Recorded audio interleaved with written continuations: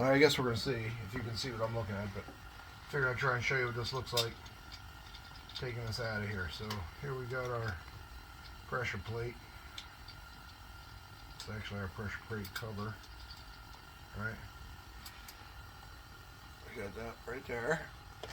That's just all the crazy bolt that holds it in. This is the actual pressure plate. Right, bam. Try and set all this stuff together up here. This way. And comes the cover for the clutch. Alright, so now we're looking at the inside of the clutch.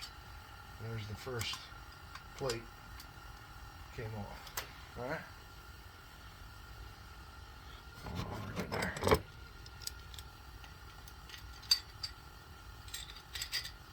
Try and keep all this together. Alright, so we know how it came out. So now what we need to do, I'm going to take this little push button in there, see that? I have to replace that seal in there too, maybe. So now the middle of this thing comes out, but not without a little bit of doing. This boss nut right here has to come off, and that's a really tight nut. Plus it's got some precautions on it to keep it in. The side of the metal right here bends in after you put it on, so I got to pound that back out. Take that boss nut off, and then the whole thing will come out. But just so you know what we're looking at here, right? So you heard people talk about clutch plates. These are clutch plates, right? And there's a set. I think there's 14, something like that in there. So, right? Friction plate, steel plate, right?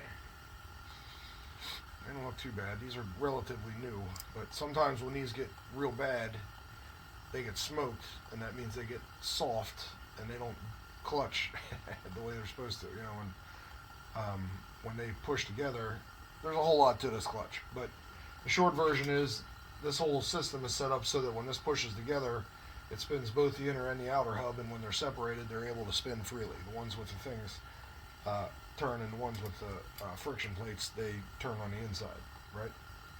But we'll go over a bunch of that later. So anyway, you don't want to lose this, and it's good to try and keep an idea of the order that they go in there, because there's two in the very back over here that are very specific. They have to go in a certain way. They have a wire holder inside of them, but they have to go in a certain way to stay in there, and then the rest of them feed in. But we'll go over some more of that later. But I just wanted you to see what it looks like when I take that clutch apart. So this will help with it. Let me see. I can get a closer look at it. Right. So these things go. These things will go in here like this. Sorry. Like that. See, so the steel ones go over the inner hub. See it? Line up the teeth, put it in there. Bam. The friction plates go in line with the outer hub.